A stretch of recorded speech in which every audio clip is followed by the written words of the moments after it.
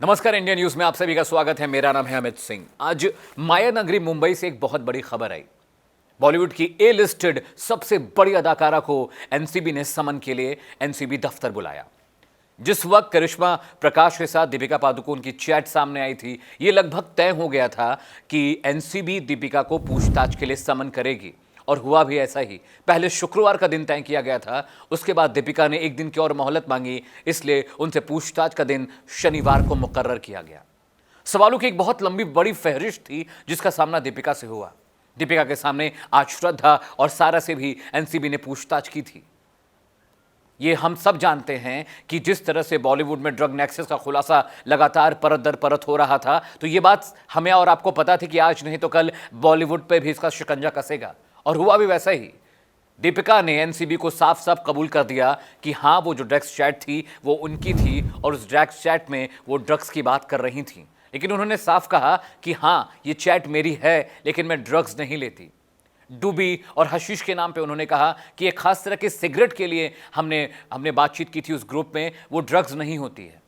दुनिया जानती है कि हशीश, चरस, गांजा, मैरिजुआना, सीबीडी ऑयल किस काम आता है और किस तरह से बनता है। इसके अलावा श्रद्धा और सारा अली खान ने भी इस बात को कबूल किया है कि हाँ, वो सिगरेट पीती हैं, लेकिन उन्होंने कभी ड्रग्स का सेवन नहीं किया। हालांकि दोनों ही नायिकाओं ने, दोनों ही एक्ट्रेस ने सुशांत का नाम जरूर लिया। सारा अली खान ने भी कहा कि सुशांत ड्रग्स लेते हैं और केदारनाथ की शूटिंग के वक्त वो ड्रग्स लिया करते थे। श्रद्धा कपूर ने भी सेम यही बात कही। श्रद्धा कपूर ने कहा कि शूटिंग के दौरान अपनी वैनिटी में मैंने कई बार देखा कि सुशांत ड्रग्स ले रहे थे। सवाल यह नहीं कि सुशांत क्या कर रहे थे, सुशांत इस वक्त इस दुनिया में नहीं है। उनके लिए जो भी सच या झूठ कहा जाएगा, उसकी गवाही या उसको तस्दीक करने के लिए सुशांत हाजिर नहीं हो सकते। इसलिए जिसको जो मन में आता है वो कह रहा है। एनसीबी ने श्रद्धा को बुलाया, उनके लिए भी बहुत लंबी सवालों की फहरिस्त थी। सबसे पहले बात दीपिका की करते हैं। एनसीबी ने दीपिका से पूछा, इस सूत्रों के हवाले से खबर है कि एनसीबी ने दीपिका से पूछा कि आप कब से ड्रग्स ले रही हैं, आपके लिए ड्रग्स कौन खरीदता था, पैसे का पेमेंट मोड क्या था, और जो 2017 में जो पार्टी हुई थी कोको नाइट क्लब मुंबई में, उस पार्टी में कौन कौन शामिल हुआ था, क्या उसमें ड्रग्स ली गई थी। इन तमाम सवालों का जवाब दीपिका ठीक तरह से नहीं दे पाई। इसके बाद पूछा गया कि आपकी जो मैनेजर हैं करिश्मा प्रकाश, उन्होंने लिखा है कि बैंड्रा में हूं मैं और अभी ड्रग्स आपको पहुंचा नहीं सकती, अमित के जरिए मंगा लूं क्या। एनसीबी ने पूछा कि अमित नाम का शख्स कौन है। दीपिका इस बात का भी जवाब नहीं दे पाई।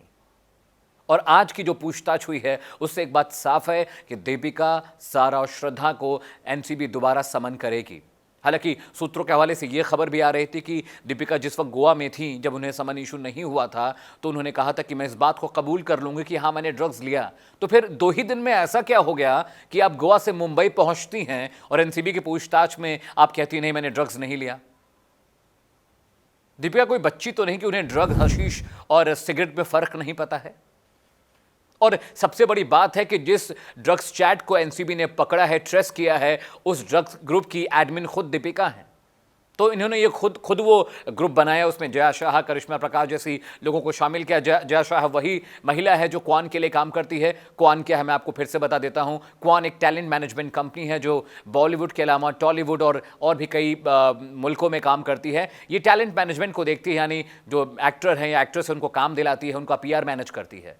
तो क्वान के ऊपर भी आरोप लगा और क्वान लगातार ये सफाई दे रही है कि ड्रग्स से उनका कोई लेना देना नहीं है। लेकिन सूत्रों के हवाले से जो खबर आ रही, वो खबर ये कहती है कि क्वान जिन 45 सेलिब्रिटीज़ को मैनेज करता है, कहीं ना कहीं उन सब का किसी न किसी तरह से ड्रग से नाता है, कहीं ना कहीं इस ड्रग कार्टेल में वो भी जुड़े हुए हैं। आज की अपडेट यह है कि दीपिका से करीब 5.5 घंटे तक पूछताछ हुई है। सारा और श्रद्धा से भी करीब 5 से 6 घंटे तक एनसीबी ने पूछताछ की है। और यह खबर भी आ रही है कि एनसीबी उनके सवालों के जवाबों से संतुष्ट नहीं है और उनको दोबारा समन हो सकता है। आज मेरे प्राइम टाइम बुलेटिन, चलिए वहां खबर जहां मैं इसी खबर की पड़ताल करने वाला हूं कि क्या दीपिका गिरफ्तार होने वाली, क्योंकि बड़ा सवाल यही है। अगर उन्होंने जिन सवालों का जवाब उन्होंने एनसीबी को दिया है, अगर वो उससे संतुष्ट नहीं है, तो ये बात बिल्कुल तय है कि एनसीबी उन्हें गिरफ्तार करेगी और उनसे पूछताछ के लिए कोर्ट से उनकी कस्टडी मांगेगी।